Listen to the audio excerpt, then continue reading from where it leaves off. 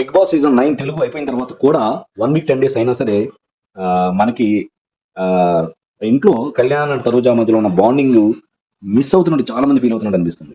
So మనం యాక్చువల్గా అక్కడ చాలా క్లిప్పింగ్స్ వాళ్ళిద్దరి మధ్యలో జరిగిన క్యూట్ సంభాషణలు, వాళ్ళిద్దరి మధ్యలో జరిగిన చిన్న చిన్న విషయాలని పదే పదే రిపీటెడ్ గా చూస్తున్నట్టు మనకు తెలుస్తుంది.